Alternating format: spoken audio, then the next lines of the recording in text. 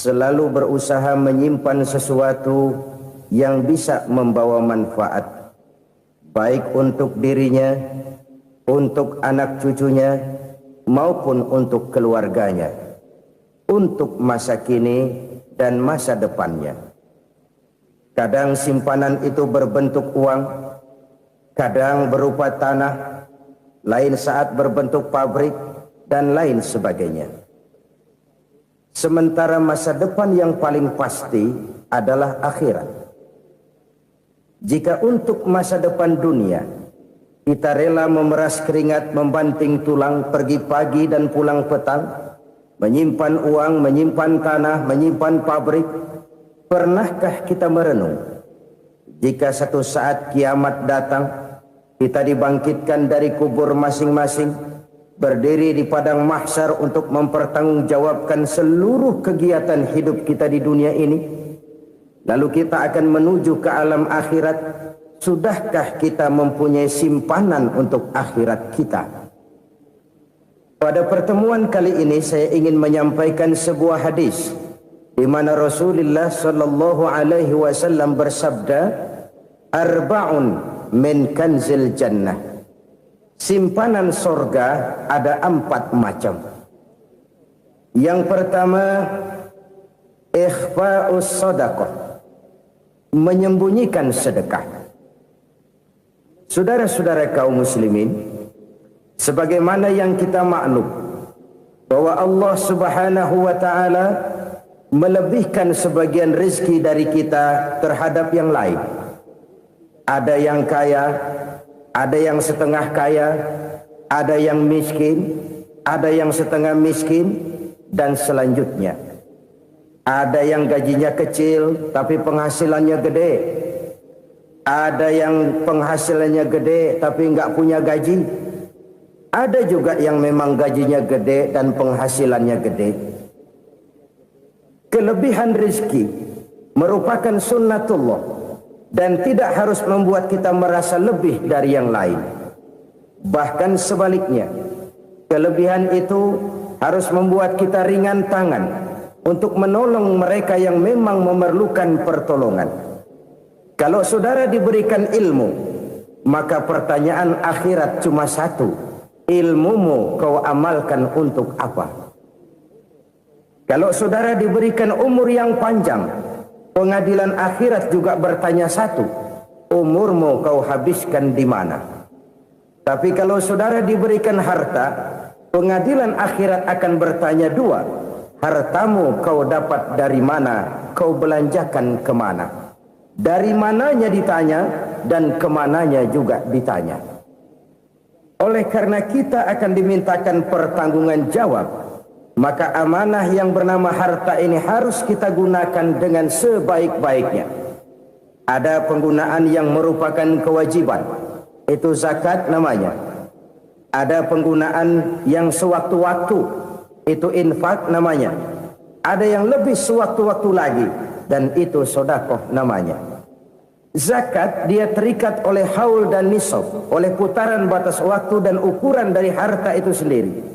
Sedangkan infak terikat oleh situasi dan kondisi perekonomian seseorang.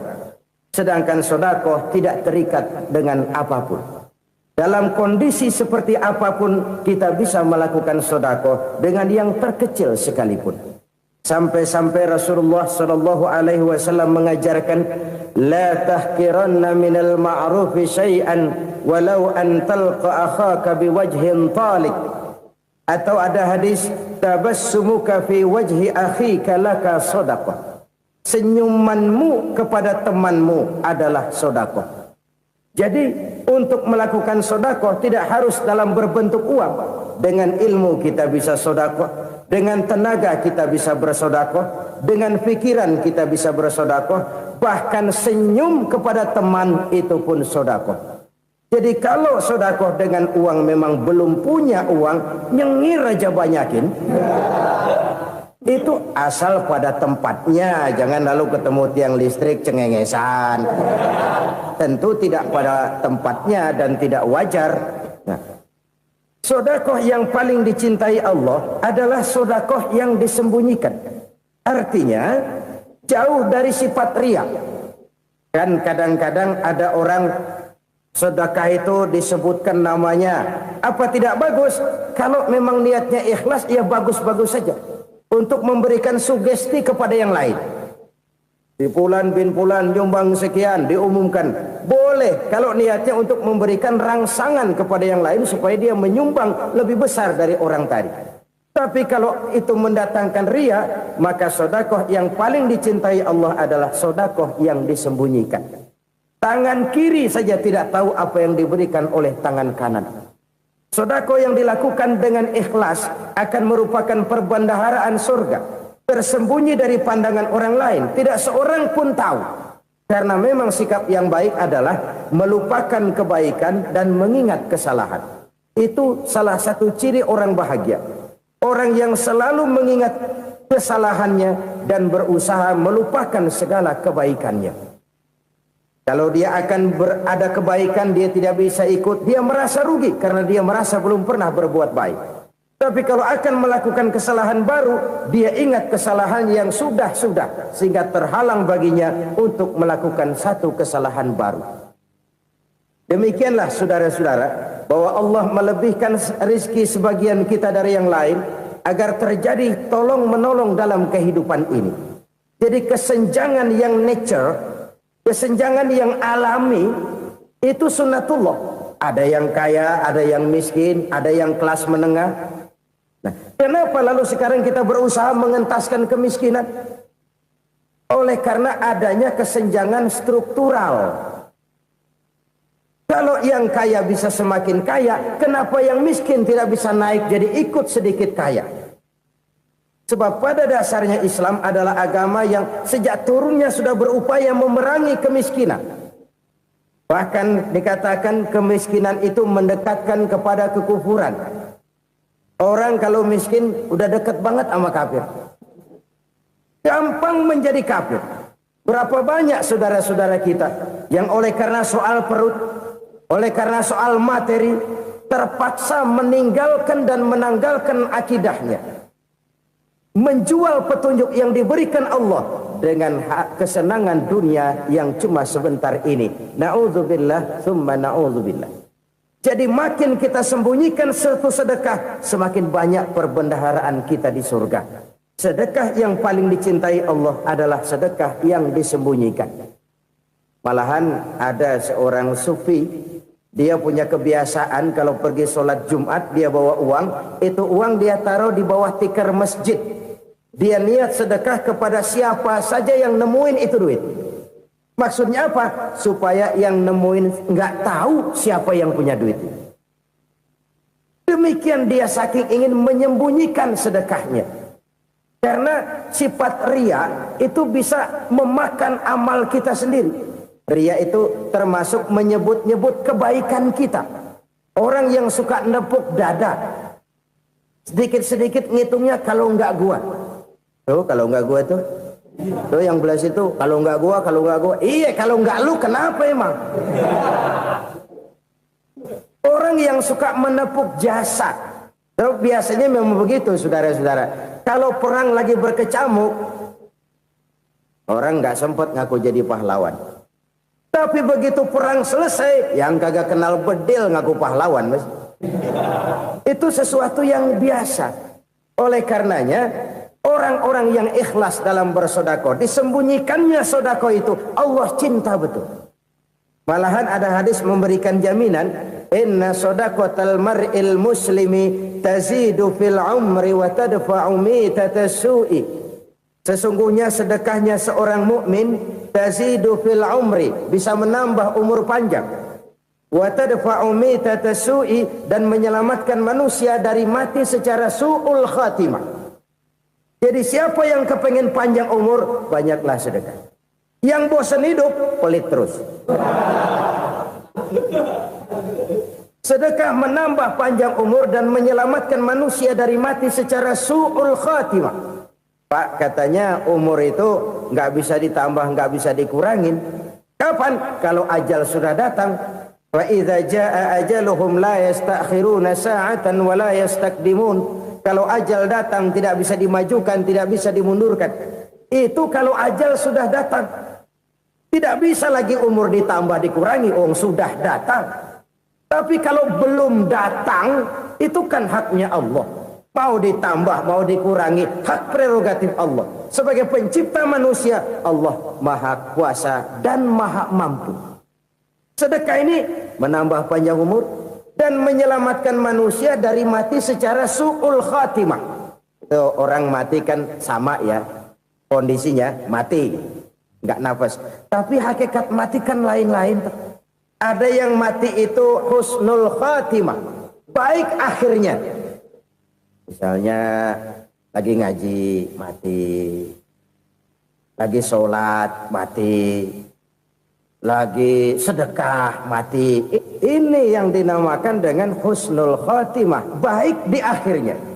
Sebaliknya ada yang su'ul khatimah, jelek di akhirnya. Ini yang jadi catatan akhir. Lagi nyekek botol, mampus. Lagi banting kartu, modar. Su'ul khatimah, jelek pada akhirnya. Sedekah menyelamatkan manusia dari mati secara su'ul khatimah. Dan kita semua kepengen mendapat husnul khatimah, jauh dari su'ul khatimah. Oleh sebab itu yang bisa menyelamatkan kita dari penyakit itu antara lain adalah sedekah yang disembunyikan, yang dikerjakan dengan ikhlas karena Allah, tidak karena kepengen dipuji orang, tidak karena ingin dikatakan orang pemurah. Sebab orang dermawan itu orang yang memberi tanpa harus diminta. Kalau masih harus diminta, ya belum dermawan namanya, masih harus diminta.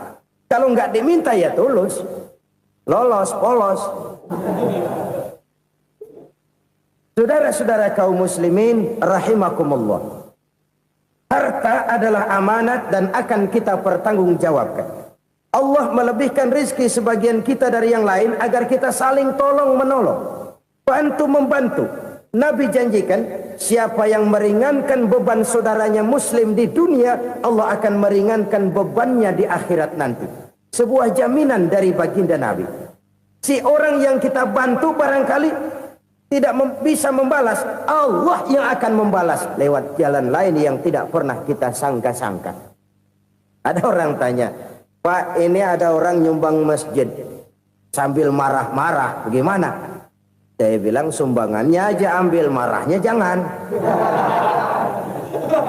Marahnya jangan diambil, itu urusan dia. Saudara-saudara kaum muslimin rahimakumullah. Umat Islam ini kan umat yang punya potensi besar. Kadang kita merenung, kenapa kadang-kadang pembangunan masjid kok lambat sekali? Kalau hotel hari ini peletakan pertama, bulan depan peresmian. Supermarket hari ini peletakan batu pertama, minggu depan peresmian. Tapi kalau sudah yang namanya masjid, kadang-kadang peletakan batu pertama sekaligus jadi batu terakhir. 3 tahun, 4 tahun, campur nebar jalak di jalanan, duit dijaring kayak ikan sepat. Apa tidak ada orang Islam yang kaya? Banyak. Apa tidak ada pengusaha muslim yang jadi konglomerat? Ada. Lalu yang belum banyak itu yang komit terhadap nilai-nilai agamanya. Akhirnya kita jatuh jadi umat yang lemah. Belum ada pengusaha konglomerat muslim buka pabrik supermi cap beduk misalnya umpamanya atau pabrik kecap cap sorban supaya identitas keislamannya sedikit kelihatan. Kita jatuh jadi umat yang lemah karena potensi tidak terinventarisir dengan baik. Kita ini ibarat kompor yang cuma matengin nasi orang lain. Potensi kita dimanfaatkan oleh orang lain. Ukhuwah Islamiyah kita baru terbatas kepada silaturahmi. Ukhuwah di bidang ekonomi kita lemah, ukhuwah di bidang kebudayaan kita lemah, apalagi ukhuwah di bidang politik kita lebih rapuh lagi. Padahal ukhuwah itu adalah totalitas kehidupan manusia, menyangkut ipolek sosbud, memerlukan nilai-nilai ukhuwah. Jadi oleh karena itu mari kita menyadari di dalam harta kita, walaupun kita yang cari, pergi pagi, pulang sore, peras keringat, banting tulang, di sana ada harta anak yatim. Di sana ada hak masjid. Di sana ada hak pesantren, di sana ada hak jihad. Berbahagialah seseorang apabila dia oleh Allah dijadikan keran. Keran itu menyimpan air, tapi tidak untuk dirinya, tapi disalurkannya kepada mereka yang memang memerlukannya. Saudara-saudara kaum muslimin rahimakumullah, ini yang pertama. Jadi perbendaharaan surga adalah menyembunyikan sedekah. Orang lain nggak tahu, kita pun nggak pernah ngitung-ngitung. Kita anggap lewat begitu saja, padahal itu deposit akhirat. Satu. Yang kedua, perbendaharaan surga itu apa? Wa kitmanul musibah, menyembunyikan kesulitan. Kadang orang takut menghadapi kesulitan, tapi makin kita merenung, hidup ini kan sebenarnya urusan. Takut sama urusan, ya jangan hidup. Tandanya orang hidup itu kalau punya urusan. Urusan melupakan problem. Problem sering menimbulkan kesulitan. Kesulitan bukan untuk ditakuti, tapi untuk diatasi dan dicarikan jalan keluarnya. Siapa sih orangnya yang gak pernah sulit-sulit? Makin tinggi status sosialnya, makin gede urusannya. Makin tinggi kualitas imannya, makin berat tingkat kesulitannya. Cuma memang yang namanya enak itu seperti pelangi. Biang lala itu nggak pernah di atas kepala kita, di atas kepala orang melulu. Lo sih enak lo, kata kita. Dia juga bilang yang enak kan lo. Pelangi itu nggak pernah di atas kepala kita. Kata tukang beca, aduh enak ya naik Mercy. Kata tukang beca, apa yang di dalam mobil Mercy? Aduh enak bener tukang beca, di jok ngeringkuk ngorok pulas bener. Saya kamar pakai AC sejuk, tempat tidur sutra empuk, alga spring bed, kulak kulik nggak bisa pulas kalau belum minum Valium, belum tidur. Enak bener tukang beca, di jok ngorok nggak tahu wetan kulon. Si tukang beca bilang yang di Mercy enak, yang di Mercy bilang tukang beca enak. Inilah enak, nggak pernah di atas kepala kita, di atas kepala orang lain melulu enak itu. Nah, saudara-saudara, yang merupakan perbendaharaan surga itu orang yang bisa menyembunyikan kesulitan, baik pribadi ataupun rumah tangga. Nih terutama rumah tangga yang jadi soalnya. Kadang-kadang kita ini kalau senang, sebaliknya kalau senang kita diam, kalem aja, cuek. Banyak banget duit kita bawaan, diam aja udah. Malah ketemu orang takut. Tapi begitu susah, sekampung tahu. Padahal Nabi mengajarkan perbendaharaan surga itu menyembunyikan musibah, menyembunyikan kesulitan. Kalau enak, cerita sama orang-orang. Kalau nggak enak, rasain sendiri, tekan sendiri, atasin sendiri. Kita kan sebaliknya. Senang kita diam, asal lagi susah, paling tidak kita nyari teman buat cerita kesusahan. Siapa orangnya yang nggak pernah susah? Cuma soalnya bagaimana kita mengatasi kesusahan itu sendiri. Begitu juga misalnya kalau orang sudah berumah tangga, itu orang tuanya harus menjadi tempat dia cerita yang enak-enak saja. Yang nggak enak rasain berdua, selesaikan berdua, atasin berdua. Jangan dibalik. Asal senang diam, giliran susah saja. Maknya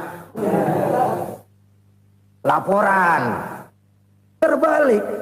Bisa menjaga security informasi. Maka nama bayam keluar diem, malah seluitan. Enak amat lo makan daging ayam. Security informasi. Saudara-saudara kaum muslimin rahimakumullah. Ujian yang terberat itu yang pernah diberikan kepada para nabi, para rasul, para aulia, para ulama. Makin tinggi keimanan, makin berat bentuk kesulitan. Ayo saya kemukakan satu contoh saja. Ada seorang nabi yang kaya, nabi kaya, namanya Nabi Ayub. Iblis kalau orang begini kan keki, ibadahnya rajin, kaya. Nih yang kayak begini susah digodain. Kalau ibadahnya rajin, miskin, kali bisa disogok. Sini imannya mantap, ibadahnya rajin, kaya, nabi lagi. Oh, tapi namanya iblis nggak kurang akal. Laporan, Tuhan, kenapa Les? Ya ini bahasa saya, bahasa Qurannya sih nggak gitu. Itu hambamu yang namanya Ayub, dia rajin ibadah cuma karena dikasih kaya aja. Coba kasih miskin dia, berhenti dia sembahyang. Ah, kamu bisa aja. Saya tahu Ayub itu hambaku yang ikhlas. Saya buktiin Tuhan, silahkan. Dibuktiin lah, iblis turun ke alam ini. Yang mula-mula dia lakukan, dia rusak sawah ladang Nabi Ayub. Dia binasakan binatang ternak Nabi Ayub. Sehingga dalam waktu singkat, jatuhlah Nabi Ayub dari orang paling kaya jadi orang paling miskin. Beliau masih ibadah di mihrab dalam masjid. Datang iblis. Saudara Ayub, ya, lagi ngapain? Ibadah. Nyembah Allah, nyembah Allah. Oh, percuma. Kenapa? Tuhan yang ente sembah nih, dia udah bikin miskin ente. Sawah ladang ente hancur lebur, binatang ternak binasa. Sekarang ente jadi orang paling miskin. Ngapain nyembah Tuhan kayak begitu? Tekor. Udah berhenti dah ibadah, berhenti ibadah. Ini iblis sama Tuhan laporannya lain, yang dikerjakan kepada Nabi Ayub juga lain. Benar begitu iblis kata Nabi Ayub? Iya, sawah ladang saya habis, buras. Binatang ternak saya binasa, binasa. Saya miskin, bangpak. Apa jawab Nabi Ayub? Bukan innalillahi, ya ini hebat. Alhamdulillahillazi a'tani wa akhza minni. Segala puji bagi Allah yang telah memberikan harta kepada saya dan sekarang mengambilnya lagi. Alhamdulillah. Allah yang ngasih, Allah yang ambil. Itu mah urusan Allah. Iblis cuman ibadah jalan terus, sujud lagi Nabi Ayub. Iblis seleher gondok banget.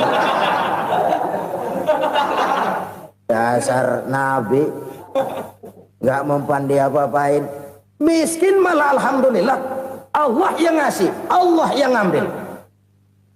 Jadi kalau kita tidak komit, kita tidak terikat kepada kaya, miskin, senang, susah, apa yang bisa bikin kita susah? Jadikan kekayaan, kemiskinan, jadikan senang, susah sebagai anak buah yang bisa kita atur. Jangan kekayaan ngatur kita, jangan kemiskinan ngatur kita. Kita yang harus mengatur mereka. Senang, susah, kaya, miskin, bahagia, sengsara, jadikan itu anak buah yang bisa kita atur. Kalau sekarang kita kaya, lain saat boleh jadi kita miskin, semiskin-miskinnya. Allah yang ngasih, Allah yang ambil. Tenaga mana yang bisa menghalangi? Ibadah jalan terus. Iblis makin gondok. Dasar Nabi loh. Akhirnya apa? Nabi Ayub dikerjain, diberikan penyakit. Demikian fatal penyakitnya. Bayangin, udah miskin sakit. Masya Allah. Miskin sakit. Sakitnya nggak lama, kira-kira 16 tahun. Istrinya 3, 2 mental minta ceraiin. Ngerawatin laki bengek begini. Senang belum tentu, susah udah pasti nih. Cerai aja, cerai dah. Cerai. Tinggal satu Siti Rahmah yang setia menemani beliau. Sesetia-setianya hati perempuan. Satu saat Siti Rahmah bilang, "Bang, iya, abang kan Nabi bang. Lalu, namanya Nabi kan doanya jarang meleset bang. Maksud kamu minta kenapa sih sama Tuhan biar abang sembuh baik dah bang?" Siti Rahmah, iya. Saya sakit berapa tahun sih dah? 16 tahun bang. Sebelum ini saya sehat berapa tahun? Ya kira-kira 60 tahun bang. Nah coba ente banding-bandingin Rahmah. Saya dikasih sehat 60 tahun. Dikasih sakit 16 tahun. Sudah nggak sabar. Mau doa kepada Allah minta sembuh. Saya malu. Malu kepada Allah. Diuji dengan yang luar biasa seperti ini. Tidak mengganggu stabilitas kehambaannya. Dia tetap menghamba kepada Allah subhanahu wa ta'ala. Saudara-saudara kaum muslimin rahimakumullah. Kunci menghadapi kesulitan itu apa? Allah jelaskan dalam satu ayat, wa basyiris sabirin alladzina iza asabathum musibah qalu inna lillahi wa inna ilaihi raji'un. Gembirakan orang-orang yang sabar Siapa mereka itu? Yang apabila mendapat musibah mereka kembali kepada keyakinan dasar. Segalanya dari Allah dan segalanya akan kembali kepada Allah. Ini konsepsi dasar dari sikap muslim dalam menghadapi berbagai kesulitan. Segalanya dari Allah, segalanya akan kembali kepada Allah. Kalau ini sudah kondisi dasarnya, maka kita akan lapang menghadapi kenyataan bagaimanapun pahitnya. Apakah itu namanya miskin, apakah itu namanya sakit, bahkan maut sekalipun. Maut sekalipun. Segalanya dari Allah, segalanya akan kembali kepada Allah. Ini sikap hidup, bukan sekedar ucapan. Kita kadang-kadang menjadikannya sebagai ucapan. Mulutnya sehingga berhenti, innalillahi wa inna ilaihi rajiun, tapi nangisnya terus gerung-gerungan. Bukan itu, ini kesadaran moral. Kalau segalanya dari Allah, segalanya kembali kepada Allah, kan sebenarnya cuma nunggu giliran. Hari ini saya nyembayangin dia, entah hari apa saya disembayangin orang. Hari ini saya antar dia ke kubur, entah hari apa orang nganterin saya ke kubur. Hari ini saya tahlilkan dia, entah nanti kapan orang tahlilkan saya. Segalanya dari Allah, segalanya akan kembali juga kepada Allah. Oleh sebab itu saudara-saudara, kesulitan bukan untuk ditakuti. Kesulitan justru untuk diatasi, dicarikan jalan keluarnya. Dan tidak ada orang yang tidak pernah mendapat kesulitan. Tidak ada. Semakin tinggi status sosial, semakin tinggi kualitas keimanan, semakin besar juga tingkat kesulitan. Hanya saja bagaimana cara kita mengatasinya. Dan Al-Quran menyatakan, inna ma'al usri yusra. Di balik kesulitan itu pasti ada kemudahan. Roda itu berputar. Karena itu Rasulullah sallallahu alaihi wasallam mengingatkan kepada kita, ta'arraf ilallahi firraha ya'rifka fisyiddah. Ingatlah kepada Allah di waktu kamu senang, supaya Allah ingat kepada kamu di waktu kamu susah. Kalau waktu senang kita ingat kepada Allah, kita susah, Allah tidak akan meninggalkan kita. Tapi kalau waktu senang kita jauh dari Allah, sujud tidak sempat, dengan masjid jauh, ketika senang kita lupakan Allah. Nanti begitu kita susah, Allah lupakan kita. Dan itu menyakitkan. Oleh karena itu orang-orang tua kita dulu bilang, kalau lagi sehat ingat-ingat lu bakal sakit nanti. Kalau lagi kaya ingat-ingat satu saat kita bakal jatuh miskin. Bahkan kalau lagi muda ingat-ingat kita bakal tua. Dan yang terpenting kalau lagi hidup ingat-ingat kita bakal mati. Saudara-saudara kaum muslimin rahimakumullah. Jadi yang kedua yang merupakan perbendaharaan surga, menyembunyikan musibah. Saudara-saudara kaum muslimin rahimakumullah. Hal ketiga yang merupakan perbendaharaan surga adalah wasilatur rahmi. Orang yang suka bersilaturahmi. Sebagaimana yang kita maklum bahwa manusia adalah makhluk yang disebut zon politika. Makhluk sosial yang tidak mungkin hidup sendiri-sendiri. Betapa dan siapapun kita memerlukan orang lain. Bodoh betul manusia kalau tinggal di tengah masyarakat tapi tidak mau bermasyarakat. Merasa hebat sendiri, pinter sendiri, gagah sendiri, kaya sendiri. Mungkin kalau mati juga ngubur sendiri. Jangankan kita di sini, di sorga saja Nabi Adam waktu sendirian bengong melulu, mondar mandir. Allah tegur dam sepi dam. Ya ini kalau bahasa saya. Iya Tuhan sepi ini nggak ada coret-corekan pisan ini. Diciptakan Siti Hawa baru anteng Nabi Adam. Itu di sorga. Cobalah. Umpamanya saudara tinggal di Jakarta nih. Kayak bener. Apaan aja di Jakarta punya saudara dah. Jembatan Semanggi ambil. Monas buntel bawa pulang. Hotel-hotel ambil semua. Cuman tinggal di Jakarta sendirian, apa enaknya? Betapa dan siapapun kita perlu orang lain. Tidak ada seorang pun yang bisa memenuhi kebutuhan hidupnya secara sendiri-sendiri. Nah, Islam telah menyelamatkan manusia dari ras diskriminasi. Mengikat manusia dengan persaudaraan yang berlandaskan kepada akidah. Karena itu dianjurkan bersilaturahmi. Bahkan Nabi menyatakan, man arada ayyubsata lahu fi rizqihi wa yunsa'a fi atharihi falyasil rahimah. Siapa yang kepengen diluaskan rezekinya dan dipanjangkan usianya, banyaklah ia bersilaturahmi. Siapa yang kepengen dimudahkan rezekinya, hendaknya ia banyak bersilaturahmi. Kalau banyak teman, kesulitan kan paling tidak ada tempat cerita. Udah susah, sendirian kita pikirin diri, nggak ada tempat tukar pikiran. Cepet banget sama bengek. Dilawan sendiri. Nah, secara makro kita bisa berkata, tidak mungkin ada kemenangan kalau tidak ada kekuatan. Tidak ada kekuatan kalau tidak ada kesatuan dan persatuan. Tidak mungkin ada kesatuan dan persatuan tanpa semangat silaturahmi. Kalau umat Islam mau menang, dia harus kuat. Kalau umat Islam mau kuat, dia harus bersatu. Kalau umat Islam mau bersatu, dia harus membudayakan silaturahmi ini. Bahkan sampai-sampai kata Nabi, kalau bisa cari nilai tambah. Apa? Silman qata'ak. Bersilaturahmilah kau kepada orang yang marah denganmu. Masya Allah, indahnya ajaran agama kita. Orang yang marah pun kepada kita, kata Nabi, kalau bisa bersilaturahmilah kepadanya, kepada orang yang marah itu. Di situ nilai tambah. Cuman jujur nih hadis, ngucapinnya gampang, ngamalinnya yang berat banget. Orang marah sama kita, kita disuruh silaturahmi, ada apa malu? Lu marah, ada gua marahan lagi. Tunggu pikirin. Saudara-saudara kaum muslimin rahimakumullah. Tapi ini yang diajarkan, bahkan ini yang dicontohkan oleh baginda Rasul.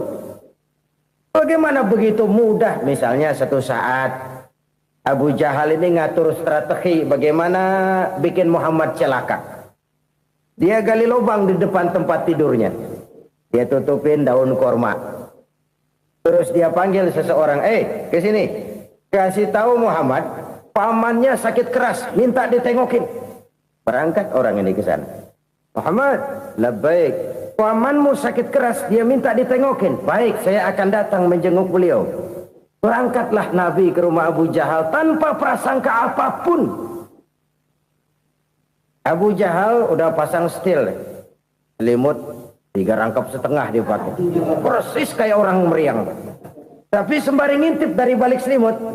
Begitu Muhammad buka pintu, nah, masuk perangkap nih.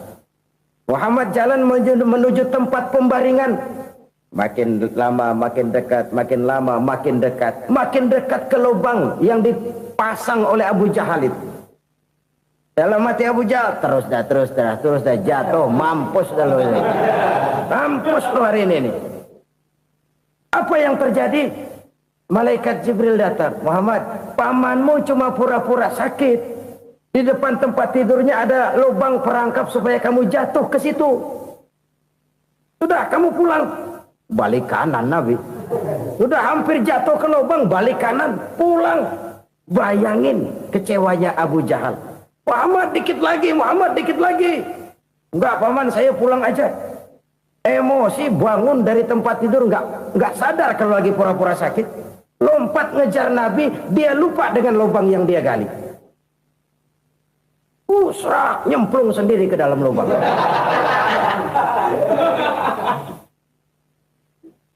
Nabi terus berlalu. Ini terjadi keanehan. Jatuh ke lubang yang dia gali itu sebenarnya nggak terlalu dalam ya, antara 3-4 meteran lah. Tolong saya jatuh ke lubang ini. Datanglah pelayan-pelayannya itu. Angkat saya dari sini. Oh, yang ngulurin tambang. Satu gulung, belum juga nyampe itu tambah. Kurang, beli lagi ke warung. Sambung, ulur lagi, nggak juga bisa sampai. Wah, ini kerjaan Muhammad ini. Tolong, siapa salah seorang kamu ke rumah Muhammad, kasih tahu encangnya kecebur. Minta ditolongin. Sampaikan kepada Rasul. Kenapa? Pamanmu jatuh ke lubang, Muhammad minta tolong diangkatin. Tambang udah nyambung-nyambung nggak nyampe juga. Ya, nanti saya datang, saya tolong. Coba. Nyata-nyata orang berniat jahat mau mencelakakan dia. Datang dia menolong. Ini yang disebut air tuba dibalas air susu ya ini. Bukan sebaliknya. Air tuba dibalas air susu. Paman, kecebur ya? Iya Muhammad, tolong ini. Pegang tangan saya. Nabi ulurkan tangannya. Nyampe. Dipegang oleh Abu Jahal. Diangkat ke atas. Sampai atas. Apa kata Abu Jahal? Sihirmu memang hebat Muhammad. Udah ditolongin dikata sihir. Yang enak kita kemplang kan itu orang begitu. Urusan apa? Tapi inilah akhlak. Kalau bisa kamu bersilaturahmilah dengan orang yang marah kepadamu sekalipun. Orang marah kita tetap baik. So, kalau kita berbuat baik sama orang yang memang baik, rasanya sih biasa-biasa aja. Orang baik kita baik lagi, ya draw aja, belum ada nilai tambah di situ. Baru ada nilai tambah kalau kita bisa berbuat baik kepada orang yang nyakitin kita. Itu namanya kita setingkat di atas dia. Dia sakitin kita, kita berbuat baik sama dia. Dia pelit sama kita, kita baik sama dia. Dia marahin kita, kita deketin dia. Di situ kita punya nilai tambah. Jadi siapa yang ingin diluaskan rezekinya kata Nabi dan dipanjangkan umurnya, hendaklah ia banyak-banyak bersilaturahmi. Sederhana sebenarnya silaturahmi. Tapi silaturahmi membangkitkan semangat kesatuan dan persatuan. Kesatuan dan persatuan melahirkan kekuatan. Dalam matematika, 1 ditambah 1 pasti 2. Tapi di tengah masyarakat, 1 orang takut ditambah 1 orang takut, hasilnya jadi 2 orang setengah berani. Kenapa setengah berani? Karena udah berdua. Tadi pan takut sendirian. Kalau dia kumpul turu-turu takut lah jadi berani. Kita yang lemah, kita yang tidak berdaya, kita yang miskin, kalau mau kompak bersatu, apa yang nggak bisa kita kerjain? Apalagi tinggal di kota besar, pilihan cuma 2, bertahan atau minggir. Bertahan atau minggir. Untuk bisa bertahan harus mampu bersaing. Untuk mampu bersaing harus punya keahlian. Keahlian harus ditunjang dengan pendidikan. Ditambah oleh kekompakan sebagai umat. Udah miskin mencar mulu, orang injek kita. Orang nggak pandang urusan apa yang malu. Oleh karena itu silaturahmi pada hakikatnya merupakan ruh dari ukhuwah yang diajarkan oleh agama kita. Bagaimana Islam menyelamatkan masyarakat manusia dari ras diskriminasi, mengikat manusia, dan tidak ada persaudaraan yang lebih indah selain persaudaraan yang diikat dengan nilai-nilai akidah. Sepanjang orang di jalan Allah, itulah saudara kita. Keluar dia dari jalan Allah, selesailah persaudaraan sampai di situ. Karena itu, kalau ingin menyimpan sesuatu di surga, banyaklah bersilaturahmi. Datang ke rumah ini, datang ke rumah itu, dan lain sebagainya. Itu simpanan kita di akhirat nanti. Ini yang ketiga. Saudara-saudara, yang keempat, perbendaharaan surga itu apa? Wa qawlu la hawla wa la quwwata illa billah. Ucapan la haula wa la quwwata illa billah. Ibadah kan ada yang berat, modalnya besar. Bangun masjid berat, modalnya besar. Bangun rumah sakit berat, modalnya besar. Ada ibadah yang berat tapi modalnya ringan. Misalnya puasa. Puasa itu berat, mengendalikan nafsu. Kalau sekedar nggak makan nggak minum sih enteng, mengendalikan nafsu itu jihad terbesar. Tapi kan modalnya ringan, cuma niat saja. Ini ibadah berat, modalnya ringan. Ada ibadah yang ringan, modalnya juga enteng. Seperti termasuk ucapan la haula wa la quwwata illa billah. Tanpa sadar, la haula wa la quwwata illa billah, nyelengin tuh di surga. Nyelengin, kita nggak terasa, nyelengin simpenan akhirat. La haula wa la quwwata illa billah, nyimpan lagi. Kaget, la haula wa la quwwata illa billah, nyimpan lagi. Banyak simpanan. Walaupun sebenarnya yang dimaksud di sini adalah kesadaran batin bahwa tidak ada daya dan kekuatan kecuali Allah. Itu intinya. Kita memulai pekerjaan disunahkan baca bismillah, kan begitu. Apa itu? Kesadaran moral Bahwa ini saya bisa kerjakan. Saya kerjakan ini dengan menyebut nama Allah. Kenapa? Kalau Allah tidak memberikan daya dan kekuatan, mana mampu saya kerjakan ini. Maka saya kerjakan ini dengan menyebut nama Allah. Bismillah. Kesadaran moral. Manusia hanya wajib berusaha, tapi nggak pernah wajib berhasil. Banyak hal-hal yang kalau kita renungkan secara rasio nggak mungkin, tapi jadi kenyataan. La haula wala quwata illa billah. Tidak ada daya dan kekuatan kecuali bagi Allah semata-mata. Kesadaran moral akan kelemahan dan keterbatasan makhluk bernama manusia. Kadang kita kagum dengan otak, tapi kita sering lupa sama yang bikin otak. Padahal bagaimanapun hebatnya otak, yang bikin otak pasti lebih hebat dari otak. Nggak percaya, silahkan otak-otakan. Inilah kecenderungan. Kita kagum dengan pesawat-pesawat mutakhir, bukan main, besi gede banget terbang itu. Alangkah hebatnya. Lalu apa yang bikin otak tidak lebih hebat dari itu semua? Kita puji laut, apa yang bikin laut tidak lebih hebat dari laut itu? La haula wala quwata illa billah. Tidak ada daya dan kekuatan kecuali Allah. Apa yang bisa kita lakukan kalau tidak karena daya dan kemampuan yang diberikan oleh Allah kepada kita? Lahirlah sikap tawadu, rendah hati, tidak melonjak menjadi angkuh dan sombong, sadar akan kelemahan dan keterbatasan diri. Sebagai makhluk yang diciptakan oleh Allah Subhanahu wa ta'ala. Jadi satu sisi ini ucapan yang berpahala, la haula, jadi wiridan. Pada sisi lain ini kesadaran moral, sikap mental, kesadaran batin, bahwa yang punya daya dan kekuatan itu cuma Allah. Kita nggak pantas untuk sombong, sebab sombong itu pakaiannya Allah. Kita nggak sedang pakai pakaian Allah, kegedean. Dan makin kita renungi, makin terbentur. Apa sih yang bisa kita sombongin? Kita mau sombong apa? Kaya? Pintar? Itu kan semua relatif. Di atas langit masih ada langit lagi. Jadi oleh karenanya, marilah kita menyadari. Manusia hanya wajib berusaha, tapi tidak pernah wajib berhasil. Yang berusaha saja tidak wajib berhasil, apalagi yang tidak berusaha. Islam bukan agama orang pemalas yang selesai sholat lalu ngelohom, nggelenggem ayem-ayem. Tapi Islam bukan agama orang sombong yang setelah berusaha lalu tidak memerlukan Allah. Kita bisa saja bikin proyeksi, tahun sekian kita bakal panen besar menurut perhitungan otak. Tapi ada kejadian lain. Apa? Tikus ngambek. Habis itu dimakanin tikus, panen gagal. Proyeksi rasional gagal oleh tikus-tikus yang ngambek itu. Bisa saja terjadi. Tahun depan kita panen besar, urung. Kenapa? Musim panas panjang. Dan sekarang ini koran-koran bikin berita musim mengalami penyelewengan. Bukan cuma manusia yang nyeleweng sekarang. Musim pakai nyeleweng.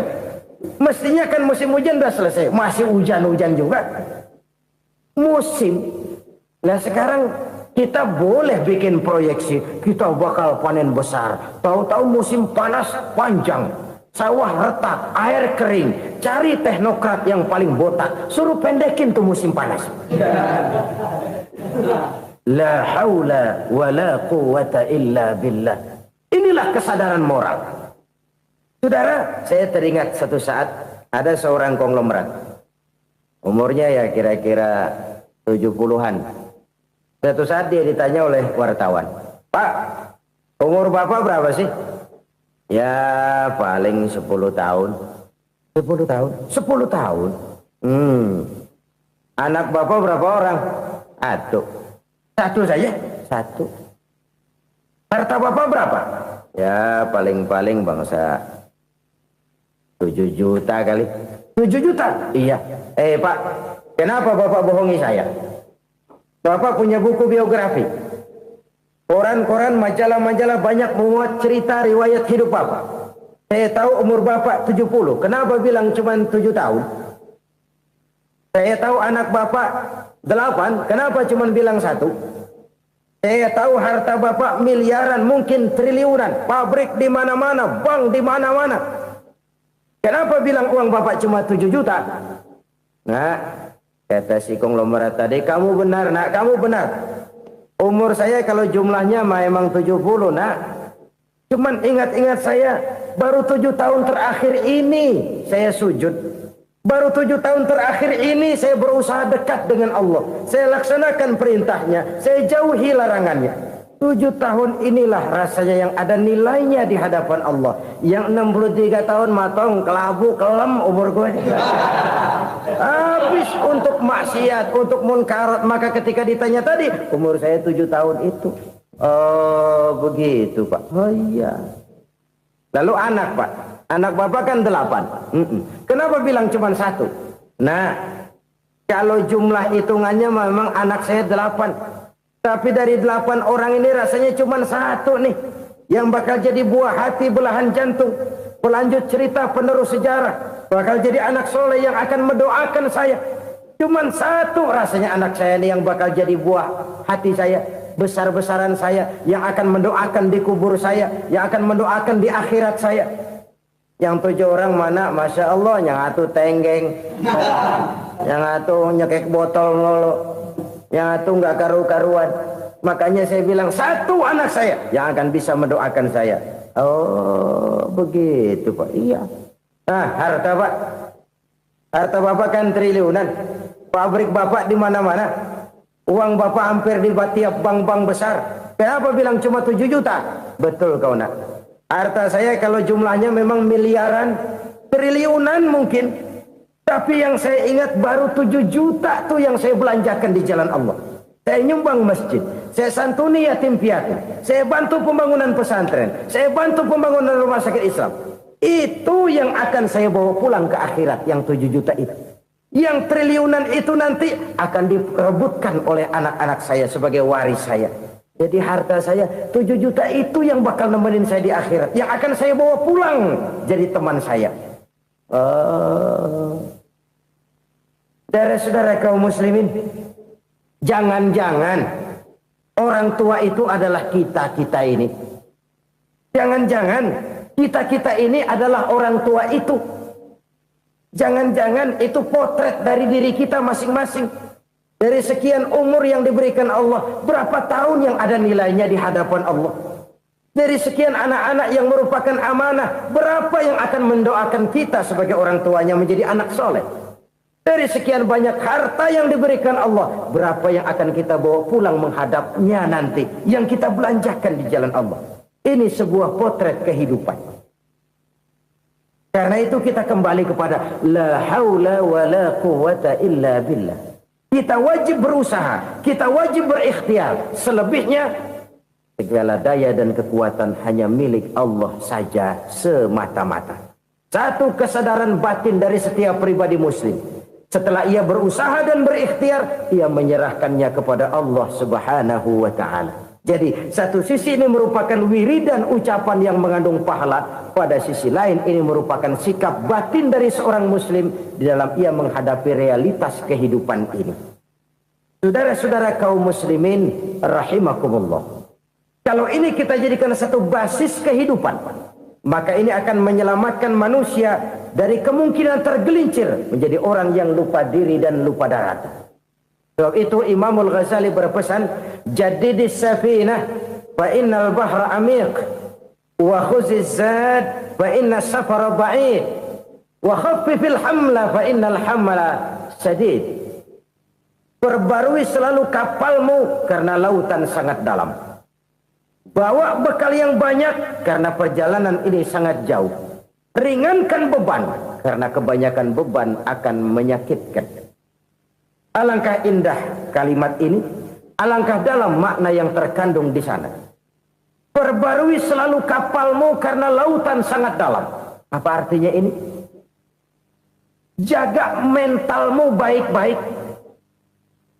Pelihara imanmu baik-baik karena hidup penuh cobaan seperti lautan.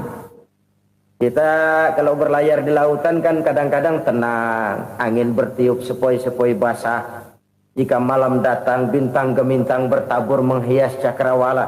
Rembulan memantulkan sinarnya dengan indah. Dalam keadaan begitu berlayar enak. Tapi lain saat ombak menggunung, halilintar menyambar, angin topan bertiup. Berapa banyak sudah saudara-saudara kita yang tenggelam di lautan dunia tanpa sadar bahwa dia belum sampai kepada pantai yang akan dituju. Berapa banyak sudah saudara-saudara kita yang tenggelam di lautan dunia ini tanpa sempat bangkit lagi. Dia menyangka sudah sampai kepada tujuannya. Hati-hati kapal jangan sampai bocor karena lautan sangat dalam. Iman ini jaga baik-baik karena hidup penuh dengan ujian. Wa khuzizat fa inna safara ba'id. Bawa bekal yang banyak karena perjalanan sangat jauh. Saudara mau ke Bandung, bawa duit. Saudara mau ke Surabaya, banyakan lagi duitnya. Saudara mau ke Mekah, gepokan, iketan tuh duit nggak lembaran lagi. Makin jauh perjalanan, makin banyak bekal yang harus kita bawa. Kalau saudara dari Jakarta mau ke Surabaya, kagak bawa duit berangkat juga, itu sih bukan berani namanya, nekat. Sampai Surabaya belum tentu, sengsara di jalan udah pasti. Kenapa? Nggak bawa bekal berangkat. Sama juga kita nih, misalnya belum sempat sembahyang, mati. Waduh, berani banget orang. Belum punya bekal, mati. Sengsara di jalan. Atau bekal tidak cukup. Dari Jakarta saudara mau ke Surabaya, bawa duit 500 perak. Paling jauh Cikampek nyampenya itu. Paling jauh itu. Antara jauhnya perjalanan dengan bekal yang saudara bawa tidak seimbang. Hidup ini perjalanan panjang. A walking tour. Dimulai dari alam arwah. Sebelum jasad diciptakan, roh diciptakan lebih dulu. Dari situ pindah ke alam rahim. Dari alam rahim pindah ke alam dunia. Dari alam dunia pindah ke alam barzah. Baru menuju akhirat. Satu perjalanan panjang. Kalau bekal tidak bawa, sengsara di jalan. Bawa bekal yang banyak karena perjalanan ini sangat jauh. Wa khaffifil hamla, ringankan beban karena beban itu cuma akan menyulitkan. Kalau bekal itu sih keperluan, tapi beban nggak kita perluin, cuma ngeberat-beratin. Apa ini beban? Dosa. Kecurangan, kebatilan, kezoliman, ketidakadilan, kesewenang-wenangan. Itu akan jadi beban kita di akhirat. Alangkah celakanya, perjalanan panjang, bekal tidak bawa, beban kelewat banyak. Alamat sengsara di jalan. Pahala tidak ada, dosa berlipat ganda. Na'udzubillah, summa na'udzubillah. Kalau kita rangkum nasihat Al-Ghazali dengan kisah si konglomerat tadi, kita akan mengambil kesimpulan. Pertama, bekal terbaik dalam menghadapi gejolak kehidupan ini tidak lain adalah iman. Yang kedua, pahala dan dosa. Dua hal kontroversial. Pahala adalah bekal, dosa adalah beban. Tapi kita sekarang kan tidak begitu terangsang kepada yang abstrak. Orang berlomba mencari yang konkret-konkret saja. Yang real. Kalau memang dosa, benjol dong. Kira-kira begitu. Kira-kira begitu. Persis orang Yahudi dulu. Orang Yahudi itu kan pernah minta kepada Nabi Musa. Ya Musa, lan nu'mina laka hatta narallaha jahrah. Musa, kami nggak bakal mau beriman kepada Allah kalau belum kami lihat Allah ada nongkrong di depan kami. Kalau memang Tuhan ada, taruh dong di depan kami. Mau yang konkret-konkret saja. Kalau memang dosa, benjol dong. Kalau memang pahala, berasa dong. Orang terangsang kepada yang real, yang konkret-konkret saja. Karena itu, untuk mengejar dosa, orang mau bayar. Tapi untuk mengejar pahala, walaupun tidak bayar, orang segan. Ini yang dikatakan oleh Nabi, kamu mengharapkan ke surga, tapi kamu berat melaksanakan sesuatu yang bisa membawa kamu ke surga. Kamu ingin jauh dari neraka, tapi tiap saat kamu lakukan perbuatan-perbuatan yang justru menjerumuskan kamu ke neraka.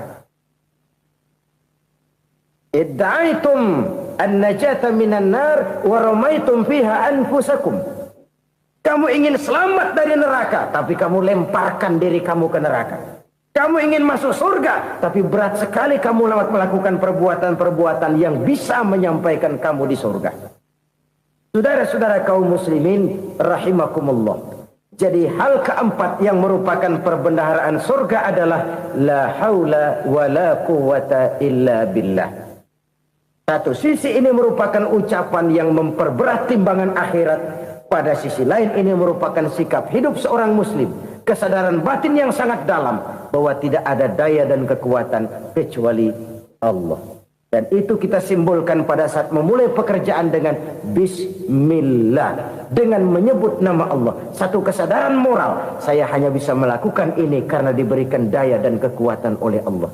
Lahirlah sikap tawadu, rendah hati, tidak melonjak menjadi angkuh dan sombong. Saudara-saudara, sampai sini dulu jumpa kita kali ini. Semoga 4 perbendaharaan surga ini dapat kita lakukan, yang kelak akan merupakan bekal kita di kemudian hari nanti. Amin ya rabbal alamin. Bapak-bapak, ibu-ibu, saudara-saudara kaum muslimin rahimakumullah. Di dalam kehidupan kita sebagai seorang muslim, minimal 5 kali dalam sehari semalam kita mendengar seruan untuk mendirikan solat yang disebut azan. Ada kalimat menarik di dalam kalimat azan itu, yakni seruan hayya 'alal falah, marilah menuju kepada keberuntungan, marilah meraih kemenangan. Seruan ini adalah kecenderungan dari setiap manusia, apapun warna kulitnya. Artinya, setiap orang dalam hidup selalu ingin meraih dan mencari kemenangan. Kemenangan akan melahirkan kepuasan batin, dan kepuasan batin memberikan kebahagiaan. Sedangkan kekalahan melahirkan penderitaan batin, dan penderitaan batin menjerumuskan seseorang di dalam berbagai bentuk kerugian. Jikalau inilah seruan azan, maka masalahnya ialah apa yang menyebabkan kita meraih kemenangan. Al-Quranul Karim memberikan tuntunan dan ajaran kepada kita bahwa orang-orang yang memperoleh kemenangan itu tidak lain adalah orang-orang yang bertakwa. Hanyalah mereka yang bertakwa kepada Allah Subhanahu wa ta'ala pada akhirnya akan tampil sebagai pemenang. Lalu siapa orang yang bertakwa itu? Dijelaskan dalam awal-awal Al-Baqarah, orang yang bertakwa yang akan meraih kemenangan. Pertama, allazina yu'minuna bil ghaib, yaitu orang-orang yang beriman kepada yang gaib. Percaya bahwa ada alam yang gaib, alam yang abstrak, alam yang tidak bisa dijangkau oleh salah satu daripada panca indera kita. Mereka percaya dan beriman kepada adanya malaikat, beriman kepada adanya iblis dan jin, beriman kepada adanya alam kubur, beriman kepada adanya alam mahsyar, beriman kepada adanya alam akhirat, beriman kepada adanya surga dan neraka. Beriman bukan cuma sekedar beriman dalam ucapan bibir saja, tetapi beriman yang nilai iman itu mampu mewarnai gerak dan gaya hidupnya. Iman yang meresap sampai ke tulang sumsum, kemudian memberikan dampak positif di dalam kehidupan manusia. Alam, kita tahu, adalah sesuatu yang selain Allah, dan Allah bukanlah alam. Apapun namanya selain daripada Allah, itu adalah alam. Alam pada hakikatnya terbagi menjadi 2. Ada alam syahadah, alam nyata, alam konkret, alam yang bisa dijangkau oleh salah satu indera kita.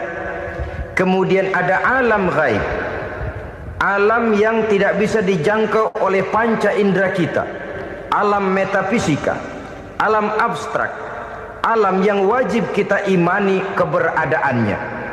Kita percaya bahwa malaikat itu ada, Kita percaya kepada jin, bahwa jin itu ada. Kita percaya kepada adanya iblis dan setan. Bukan percaya kepada iblis dan setannya, percaya bahwa iblis dan setan itu ada. Itu termasuk salah satu daripada sifat orang yang bertakwa kepada Allah. Saudara-saudara kaum muslimin rahimakumullah, kecenderungan pembangunan yang lebih bersifat materialistis biasanya menggeser aspek kehidupan rohani. Orang berpikir empiri, dan dalam pola pikir yang demikian maka alam gaib tidak lagi mendapat perhatian. Aspek kehidupan yang bersifat rohaniah malah mulai ditinggalkan. Akibatnya terjadilah kepincangan di dalam kehidupan kita. Pernah ada satu pengalaman pribadi dalam perjalanan kembali ke tanah air. Dalam pesawat di sebelah kanan saya duduklah seorang Jerman namanya Heiner Simonsen. Iseng saya ajak kenalan, saya ajak ngobrol, saya tanya dia. Saya bilang, Mas Heiner ini, kalau pesawat yang kita tumpangi ini jatuh ke bawah, kira-kira apa yang bakal terjadi, Mas? Dia bilang, kita semua akan mati. Begitu? Iya. Oke. Apa itu mati? Tanya saya. Dia bilang, untuk tahu apa itu mati, kita harus tahu lebih dahulu apa itu hidup. Saya pikir nih bule bisa ngomong juga. Baiklah kata saya. Apa hidup menurut Anda itu? Oh, hidup itu dia bilang, kalau seluruh anggota badan kita bekerja secara normal, paru-paru memompa darah secara normal, jantung berdetak secara normal, sel-sel tubuh bekerja secara fit, dan organisme tubuh hanya mau bekerja secara normal, dia bilang, kalau kita memberi makan yang cukup, menu yang teratur, dan gizi yang lengkap. Saya bilang, kesimpulannya apa, Ner? Dia jawab, hidup adalah dari tangan ke mulut. Life is from the hand to the mouth, kata dia. Hidup adalah dari tangan ke mulut. Jadi masalah hidup tidak lebih daripada masalah isi perut. Orang pergi pagi, pulang sore, peras keringat, banting tulang, perut yang dibelain. Saya bilang, you are wrong. Sampean salah, Ner. Kamu orang Islam bukan? Bukan. Pantas. Kenapa saya salah? Dia bilang, ya jelas salah. Salahnya di mana? Kamu ini manusia. Kalau hidup cuma dari tangan ke mulut, saya bilang, kambing di kampung saya juga begitu pikirannya, Ner. Itu kambing di kampung saya, asal perutnya kenyang, sudah hidup dia. Perkara besok bagaimana, lusa prospeknya macam mana, bulan depan ada apa, kambing nggak pernah mikir. Di kampung saya kambing juga pikirannya begitu. Kamu Kristen ya? Tadinya. Loh kok tadinya, lalu apa sekarang kamu ini? Dia bilang, sekarang saya netral. Saya tidak beragama, tapi saya percaya kepada Tuhan sebagai pencipta alam. Saya ingat benar dia bilang, I haven't any religious, but I believe to God as the creator of the world. Kenapa bisa netral begitu, Ner? Habis saya bingung katanya. Islam bilang Islam baik, Kristen bilang Kristen baik, Hindu Buddha bilang Hindu Buddha baik, semua agama baik. Saya netral sekalian, nggak beragama. Yang penting saya percaya kepada Tuhan. Saya bilang, Ner, kamu ini kayak orang mau beli celana, lalu bingung. Yang satu bilang Levi's bagus, yang satu bilang Blue Jean hebat, yang satu bilang Wool England hebat. Celana ini hebat, celana itu bagus, celana ini hebat. Semua celana bagus, kamu bingung. Akhirnya netral, tidak pakai celana. Itu juga salah. Saya pikir-pikir, kemudian saya melihat bahwa dua pola berpikir Heiner ini nampaknya sudah mulai menggejala di lingkungan masyarakat bangsa kita. Disadari atau tidak, secara jujur kita harus berkata, dua pola pemikiran Heiner ini mulai berkembang di tengah masyarakat bangsa kita. Pertama, pola pikir materialisme. Hidup adalah dari tangan ke mulut. Masalah hidup tidak lebih masalah isi perut. Itu yang perlu dibela, dan disitulah arti kehidupan. Pergi pagi, pulang sore, peras keringat, banting tulang untuk mempertahankan perut. Kalau sudah kemari cara orang berpikir, maka buat apa percaya kepada yang gaib? Untuk apa sholat? Untuk apa puasa? Untuk apa zakat? Untuk apa menghadiri majelis taklim? Tanpa kepercayaan kepada yang gaib, hidup berjalan menurut alur empiris dan materialis. Kalau sudah ke sana cara orang berpikir, biasanya orang lalu cenderung menghalalkan segala cara. Hanyalah orang yang percaya bahwa akhirat ada. Hanyalah orang yang percaya bahwa alam kubur itu ada. Hanyalah orang yang percaya bahwa malaikat itu ada. Hidupnya akan lebih terarah dan terkendali. Karena kepercayaan kepada yang gaib, yang merupakan fase daripada kehidupan setelah hidup yang sekarang ini, mewarnai gerak pribadi seseorang di dalam dia melakukan kegiatan hidupnya. Pola berpikir materialisme, disadari atau tidak, mulai menggejala di lingkungan masyarakat bangsa kita. Hidup tidak lebih dari urusan tangan ke mulut, mulut ke tangan, tangan ke mulut. Asal perut sudah kenyang, hiduplah sudah. Perkara bagaimana prospek hari yang akan datang, bagaimana akhirat, tidak jadi persoalan. Ini yang oleh Nabi diperingatkan, ad-dunya sijnul mu'min wa jannatul kafir. Dunia adalah penjara bagi orang beriman dan surga bagi orang kafir.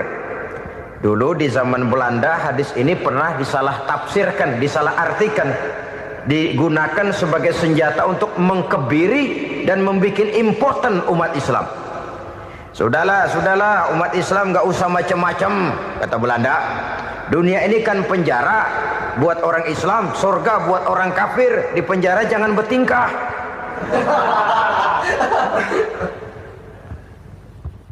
Pengertiannya tidak begitu.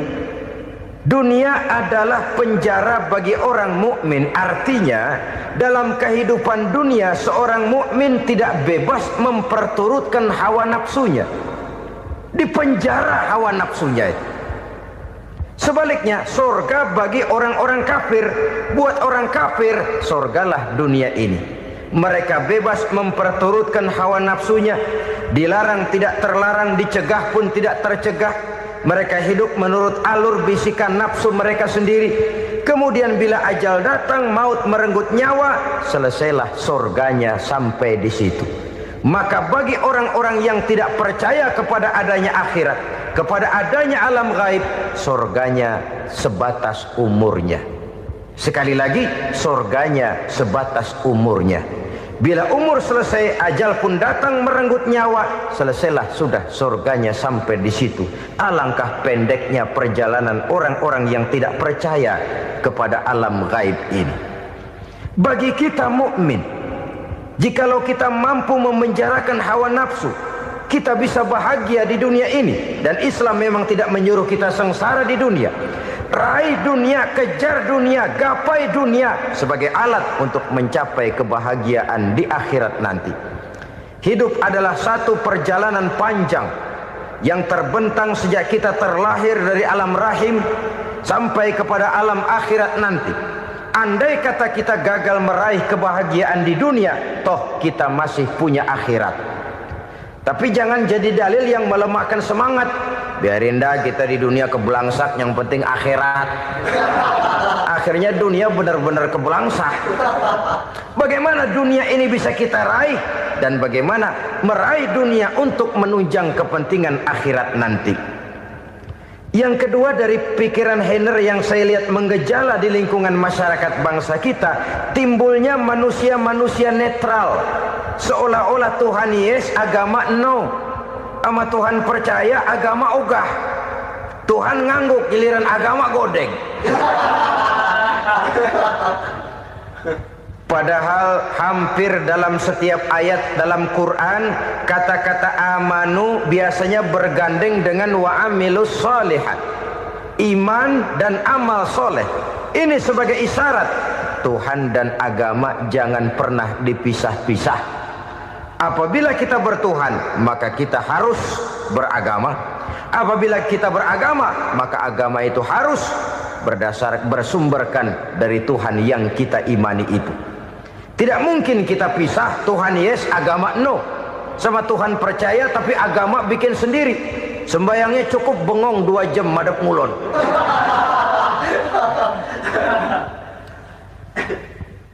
Saudara-saudara kaum muslimin rahimakumullah. Jadi dengan demikian, agama yang kita akui merupakan unsur mutlak di dalam pembangunan sekarang ini, merupakan bagian dari kehidupan yang menuntun kita bahwa di balik alam nyata ini, di balik alam syahadah ini ada alam gaib. Dan mudabbir, murabbi, yang mengatur, yang menguasai, yang memelihara baik dia alam nyata, baik dia alam gaib, tidak lain adalah Allah Subhanahu wa taala. Di sana ada satu super power, satu maha kekuatan yang kita perlu bersandar kepadanya. Sebagai makhluk nyata yang hidup di alam nyata, berbuatlah secara nyata sebagaimana harusnya kita berbuat. Karena Islam jelas bukan agamanya orang pemalas. Islam jelas bukan agamanya orang yang mengajarkan setelah selesai sholat boleh duduk, nggelenggem ayam-ayam, ndelohom, menghitung bintang di langit sambil menunggu keajaiban. Tidak. Islam adalah agama yang mengajarkan apabila sholat sudah selesai kamu kerjakan, bertebaranlah di permukaan bumi, cari karunia Tuhanmu. Jangan hidup berpangku tangan menunggu keajaiban. Karena hidup bukan undian. Jangan berharap untung besar tanpa mau peras keringat. Tapi di sebalik itu toh kita juga harus yakin bahwa di sisi usaha nyata yang kita lakukan ada satu super power, satu maha kekuatan gaib yang menentukan berhasil dan tidaknya usaha kita.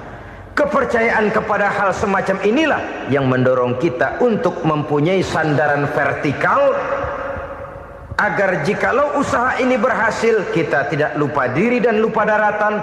Jikalau usaha ini gagal, kita tidak putus asa dan buruk sangka, tidak cupik pandangan dan sempit hati, tapi mampu melihat persoalan dengan kacamata putih sambil husnuzon kepada Allah Subhanahu wa ta'ala. Kita percaya malaikat itu ada. Ada yang namanya raqib dan atid, mengawasi gerak hidup kita sampai kepada gerak hati kita. Ini memberikan sugesti agar kita berhati-hati. Tidak sejengkal tanah pun kita bisa berlindung dari pengawasan raqib dan atid. Ada munkar nakir yang akan menyoal kita di alam kubur. Ada malaikat Malik, penjaga neraka. Ada malaikat Ridwan yang menjaga surga. Kita percaya kepada adanya jin, kita percaya kepada adanya setan, iblis. Percaya kepada adanya, bukan mempercayai si setan, si iblis lalu menjadikannya sebagai teman. Tidak. Percaya bahwa mereka itu ada dan merupakan makhluk Allah yang gaib, yang diciptakan Allah Azza wa Jalla. Kepercayaan kepada alam gaib memberikan motivasi terhadap gerak lahir manusia, sehingga dengan motivasi kepercayaan kepada yang gaib, gerak lahir jadi lebih terarah, jadi lebih terpelihara. Pernah seseorang bertanya, "Pak, apakah adanya akhirat bisa dibuktikan secara ilmiah?" Saya bilang tidak bisa, tidak bisa. Kenapa? Karena yang berangkat nggak pernah pulang kemari lagi. Kalau dia pulang kemari bisa kita tanya bagaimana enak di sono. Cuma secara moral saya katakan, lebih beruntung orang yang percaya kepada akhirat daripada yang tidak. Sekarang saudara percaya akhirat ada, lalu saudara baik-baik di dunia, sholat, puasa, zakat, menolong orang lain, menebarkan kebajikan.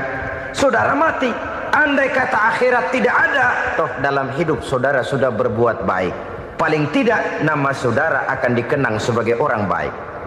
Sebaliknya, saudara percaya, kata saya, bahwa akhirat tidak ada, lalu hidup semau-maunya, tenggelam dalam maksiat dan munkarat, menentang Allah, tidak mau ruku dan sujud, lalu saudara mati, kemudian akhirat ada, ayo mau apa?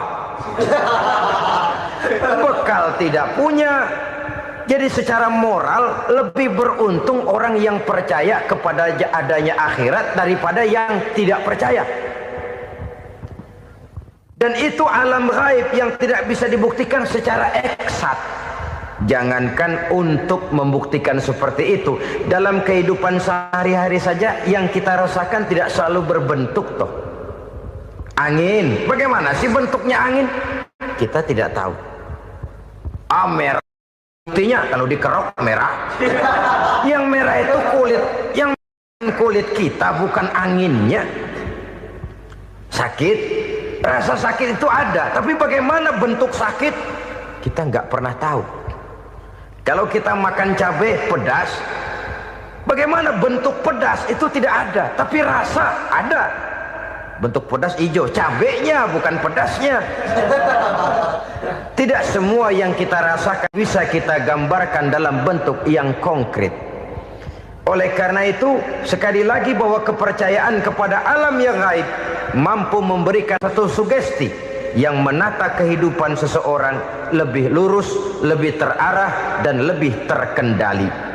Maka wajar kalau kepercayaan kepada yang gaib mengantarkan seseorang untuk meraih kemenangan. Kenapa? Dia percaya kepada yang gaib, bahwa akhirat ada, bahwa alam kubur ada, bahwa pertanggungan jawab itu ada. Maka dia lalu tidak hidup saenae udele dewe itu loh. Tidak hidup menurut seleranya sendiri, terarah, teratur.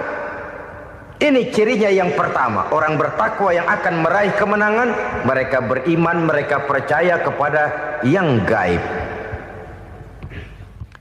Bahkan hal-hal konkret saja selalu berangkat dari yang gaib. Saudara-saudara, para remaja, para pemuda sekarang ini tidak pernah tahu toh siapa yang akan jadi teman hidup saudara. Kita bisa saja ngerancang, mentargetkan, tapi toh akhirnya yang namanya jodoh bukan kekuasaan kita. Rezeki di luar kemampuan kita. Begitu juga ajal. Maut, jodoh, ajal adalah contoh-contoh konkret bahwa pada akhirnya yang gaiblah yang menentukan. Bertahun-tahun ngelancong, emang jodoh seret, nggak jadi.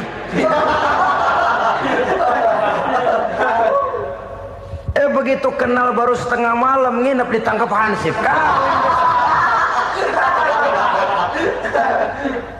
Hal-hal semacam itu kadang-kadang kita berpikir suuzon, gilet, perempuannya cakep banget, lakinya rebek amat.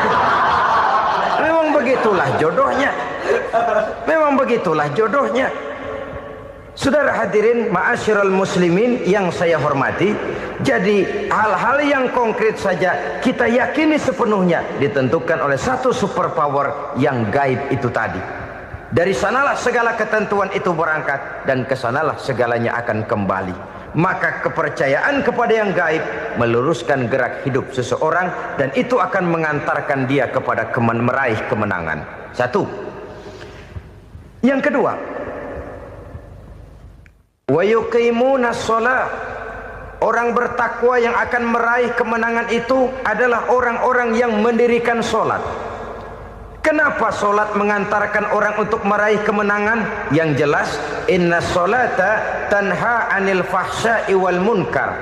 Sholat mampu mencegah manusia dari perbuatan keji dan munkar. Banyak filsafat hidup yang terkandung di dalam sholat ini. Sejak kita wudhu sampai kita menghadap ke arah kiblat, sampai kita melakukan gerak-gerak sholat, bacaan-bacaan yang ada di dalam sholat, lalu sampai kepada mengucapkan salam. Banyak filsafat hidup yang terkandung di dalam sholat. Umpamanya saja, setelah takbiratul ihram mulai kita dengan sholat dalam posisi berdiri, diajarkan dalam kitab-kitab fikih agar kita melihat ke arah tempat sujud. Ini kan filsafat kehidupan. Kalau kamu sholat dalam posisi berdiri, lihat tempat sujud. Jangan sholat mata jelalatan, sebab nanti bisa mengurangi kekhusyuan. Jadi wajar kalau yang dikatakan bahwa yang paling afdol adalah shaf yang di depan. Kenapa? Secara harfiah pengertiannya akan lebih mengundang kekhusyuan. Kenapa? Kalau kita di shaf paling depan di masjid umpamanya paling banter kita lihat tembok. Tapi kalau kita shaf di tengah atau di belakang, orang-orang di depan kita pun akan kelihatan. Yang bajunya loreng, yang bajunya genggang, yang bajunya macam-macam. Kita lihat, kadang-kadang kita pikirin, ada yang bajunya bolong. Kita sholat tapi dalam hati, nih orang bajunya robek yang nggak tahu apa. Ada saja hal-hal yang mengusik kekhusyuan kita. Oleh sebab itu diajarkan dalam posisi berdiri, lihat, arahkan pandangan matamu kepada tempat sujud. Ini kan filsafat kehidupan. Maksudnya apa? Kalau lagi diri lihat dong tempat sujud. Kalau udah di atas ingat dong sama yang bawah. Kalau sudah tinggi ingat dong dari mana kamu berangkat. Kalau sudah berkuasa bantu dong yang lemah. Kalau sudah kaya santuni dong yang miskin. Kalau sudah alim bimbing dong yang awam. Ini filsafat kehidupan. Dalam posisi berdiri kau lihat tempat sujud. Ini akan melahirkan kepekaan sosial di mana seseorang mau tahu kepada orang lainnya. Bagaimanapun kaya kita, tinggi pangkat dan jabatan kita, jikalau hidup hanya untuk kepentingan perut sendiri saja, rasanya belum membawa manfaat di dalam kehidupan kita. Tapi efek yang tertinggi sesungguhnya, sholat mencegah manusia dari perbuatan keji dan munkar. Perbuatan keji dan munkar walaupun kelihatannya mendatangkan uang, membawa keuntungan, tapi itu keuntungan semu, keuntungan sementara. Dengan menipu orang lain kita bisa dapat untung, tapi tidak membawa berkah. Dan itu adalah kerugian besar dalam kehidupan kita. Maka untuk meraih kemenangan harus dimulai dengan membentuk kepribadian yang tegar, memiliki sandaran vertikal yang langsung kepada Allah Subhanahu wa ta'ala. Dan itu hanya bisa kita tempuh melalui jalur ibadah formal yang sudah ditentukan Allah, yakni sholat yang 5 waktu.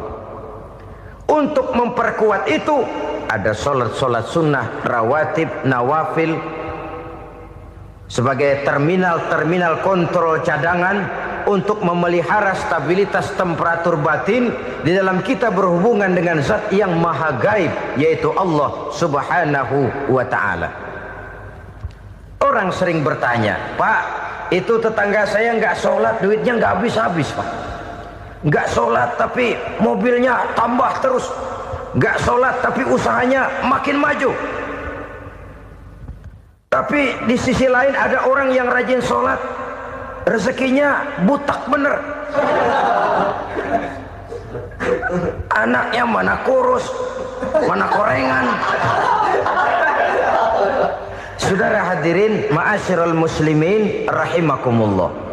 Harus saya katakan bahwa sholat memang bukan untuk cari duit. Sholat adalah sandaran vertikal kita kepada Allah. Sedangkan soal rezeki itu berkaitan dengan sifat Allah maha pengasih dan maha penyayang. Allah maha pengasih, siapapun dikasih kalau mau usaha. Allah maha penyayang, tidak semua orang disayang oleh Allah Azza wa Jalla. Dan belum tentu banyak harta itu merupakan nikmat. Mungkin juga istidraj. Artinya istidraj itu dikasih tapi diambulin, kalau bahasa Betawinya itu. Dikasih tapi diambulin, itu bukan merupakan nikmat sesungguhnya, lebih merupakan azab dari Allah Subhanahu wa ta'ala.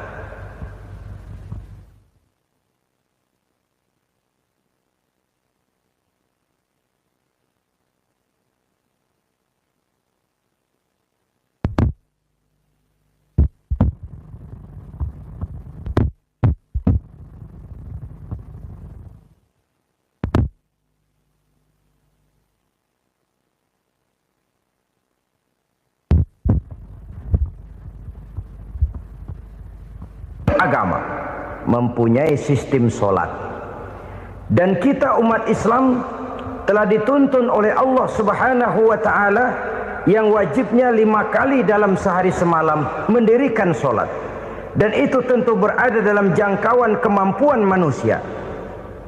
Pada awalnya barangkali kita memang merasa sholat itu satu kewajiban, tapi semakin kita hayati makna, manfaat dan filsafat yang terkandung di dalam ajaran sholat, semakin sampai kita kepada keyakinan bahwa sholat adalah keperluan kita. Sehingga pada waktu tertentu dinilai puncaknya, kita tidak lagi akan berkata saya wajib sholat, tapi kita akan berkata saya perlu sholat. Kalau kita sudah merasakan itu adalah keperluan kita, nah di sanalah kita baru akan merasakan ruginya kalau hal itu tidak kita laksanakan.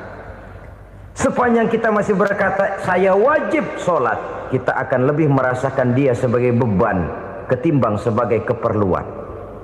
Yang jelas Allah tidak memerlukan ibadah yang kita laksanakan ini. Dengan kata lain, andai kata satu dunia penuh ini orang tidak ada yang sholat satu pun, Allah tidak akan turun dari jabatan Tuhan. Jangan lalu berpikir kalau kita ngambek se-RW kagak sembahyang Tuhan tekor kali ini ya. Tentu tidak. Itu perlunya kita, bukan perlunya Allah. Dan pada induknya kita akan berkata saya perlu agama. Kalau secara induk kita sudah memerlukan agama, maka konsep-konsep yang ada di dalam ajaran agama itu pun adalah juga merupakan keperluan kita. Baik dia bernama sholat, baik dia bernama puasa, baik dia bernama zakat, baik dia bernama haji, seluruhnya adalah keperluan kita. Dan sesuatu yang kita perlukan apabila tidak kita laksanakan akan melahirkan kerugian di dalam kehidupan. Jangan heran kalau kita membaca riwayat perjalanan hidup para salafus soleh, orang-orang soleh. Ada yang tahajud sampai 100 rakaat, ada yang sholat malam kakinya sampai bengkak. Kita sekalinya bengkak biri-biri. Ada yang sholat membaca surah dalam Al-Quran sampai khotam Quran. Kok mau? Mereka sudah merasakan itu keperluan. Itu saja soalnya. Satu saat pun jikalau kita merasa bahwa itu keperluan saya, kita pun akan melaksanakan seperti itu. Keperluan saya dalam kehidupan. Inilah yang kedua. Yang ketiga, orang bertakwa yang akan meraih kemenangan itu, wa mimma razaqnahum yunfikun. Mereka membelanjakan sebagian daripada rezeki yang diberikan Allah kepada mereka. Mereka infakkan di jalan Allah. Ada satu dialog menarik. Satu hari seorang anak muda bertemu dengan seorang kakek-kakek yang sudah dikenalnya baik. Bertanyalah anak muda ini, "Kek, umur kakek berapa tahun?" 15 tahun, kata si kakek. "Anak kakek berapa orang?" 1. "Harta kakek berapa banyak?" 15 juta. Si anak muda ini bengong, lalu protes, "Kok kakek bohongin saya?" "Kenapa?" "Saya tahu umur kakek 70 tahun. Kenapa ngaku 15? Saya tahu anak kakek 5. Kenapa bilang 1? Saya tahu kakek miliuner, miliaran uang kakek. Kenapa ngaku cuma 15 juta? Begini, kata si kakek tadi. Benar, umur saya 70 tahun. Tapi dari umur yang 70 tahun itu baru 15 tahun terakhir ini saya merasakan ibadah kepada Allah. Meninggalkan maksiat, jauh dari segala macam munkarat. Maka yang 15 tahun inilah yang benar-benar saya rasakan sebagai umur saya. Benar anak saya 5, tapi yang 4 susah diatur. Cuman 1 rasanya nih yang bakal jadi si buah hati belahan jantung berlanjut cerita penerus sejarah. Cuma 1 ini yang saya harapkan, yang akan jadi anak soleh, yang akan membuat saya menerima pensiunan pahala. Kalau yang 4 apek dah, nggak ada harapan. Yang satu nyekek botol mulu. Oh begitu. Iya. Lalu kenapa kakek bilang harta kakek cuma 15 juta padahal saya tahu kakek uangnya miliaran, depositonya banyak? Ya karena 15 juta itulah yang saya ingat yang pernah saya belanjakan di jalan Allah. Saya merasa itulah harta saya yang sebenarnya. Yang miliaran yang saya simpan di bank kelak kalau satu saat saya mati akan jadi rebutan di antara anak-anak saya. Ya kalau anak saya soleh kayak yang satu ini. Kalau yang 4 tadi udah tulen dia bakal berantem dah berebut tuh. Jadi 15 juta yang saya belanjakan di jalan Allah inilah yang saya merasakan benar-benar harta saya yang sesungguhnya. Dialog ini patut menjadi bahan renungan kita bersama. Diberikan kita umur 40, 50, 60, 70, 80. Berapa tahun dari umur yang diberikan itu yang jalan mulus, yang kita gunakan untuk melaksanakan ibadah? Banyak harta kita simpan di bank, di lemari, di dompet, di tas. Tapi berapa yang sudah kita depositokan di jalan Allah yang akan menemani kita di hari kita kembali nanti? Maka orang bertakwa yang akan meraih kemenangan, wa mimma razaqnahum yunfikun, mereka membelanjakan sebagian dari rezeki yang diberikan Allah di jalan Allah subhanahu wa ta'ala. Ma'asyiral muslimin rahimakumullah, zahirnya memang kita memberikan kepada orang lain, tapi hakikatnya kita menyimpan untuk diri kita sendiri. Kita memberikan kepada yatim piatu 25.000. Zahirnya kita memberikan si yatim, hakikatnya kan kita cuma nyimpan. Saya berikan, titip kepadamu, ini untuk saya di akhirat. Kau boleh belikan baju, kau boleh belikan untukmu makan, kau boleh bayarkan sekolahmu.